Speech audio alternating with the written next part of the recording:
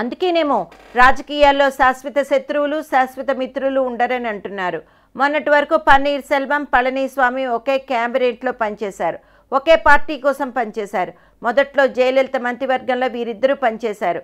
ఆ తర్వాత పన్నీర్ సెల్వం సీఎం అయినప్పుడు ఆయన మంత్రివర్గంలో పళనిస్వామి మంత్రిగా పదవి అనుభవించాడు. ఆ తర్వాత జయ మరణంతో శశికళ సీఎం అవ్వాలనుకునేసరికి రాజకీయాలు మారిపోయాయి.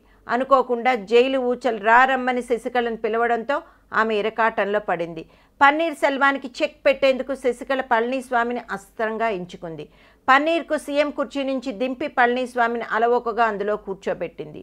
సో ఇప్పుడు పళనిస్వామి శశికళ ఒక వర్గం, పన్నీర్ సెల్వం మరో వర్గం. కానీ ఇప్పుడు మరోసారి ఈక్వేషన్స్ మారిపోతున్నాయి.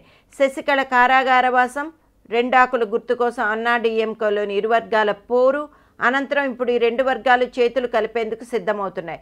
అన్నాడీఎంకే పార్టీ ఏకీకరణకు సిద్ధమని పన్నీర్ సెల్వం ప్రతిపాదించగానే అందుకు సై అంటూ పళనిస్వామి వర్గం సిద్ధపడింది. ఈ మేరకు సోమవారం రాత్రంతా ఇరు వర్గాల మధ్య చర్చలు సానుకూల వాతావరణంలో జరిగాయట. రెండాకుల గుర్తుల కోసం అన్నాడీఎంకే అమ్మ వర్గానికి చెందిన శశికళ మేనల్లుడు దివాకరన్ ఈసీ అధికారికి లంచం ఇచ్చేందుకు యత్నించారన్న ఆరోపణలు వచ్చిన కొద్దిసేపటికే తమిళ రాజకీయం మారిపోయింది. రెండు వర్గాల విలీనంపై శశికళ వర్గం తనతో చర్చలు జరిపేందుకు ముందుకు వస్తుందని పన్నీర్ సెల్వం ప్రకటించారు. ఆ ప్రకటన వెలువడిన కొద్దిసేపటికే ప్రత్యర్థి వర్గం నేత తంబిదురై దాన్ని స్వాగతించారు. అన్నాడీఎంకేలో ఎలాంటి చీలిక ఏర్పడలేదని, అభిప్రాయ భేదాలను చర్చల ద్వారా వాటిని పరిష్కరించుకుంటామని ప్రకటించేశారు.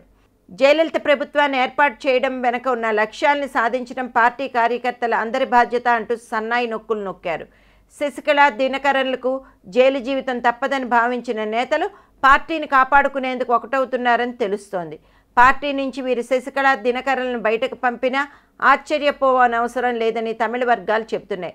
చూద్దాం ఏం జరుగుతుందో. వామ్మో, పన్నీరు పళని చేయి కలిపి శశికళకి షాక్ ఇస్తారట అని ఇండస్ట్రీలో ఒక వార్త హల్చల్ చేస్తోంది.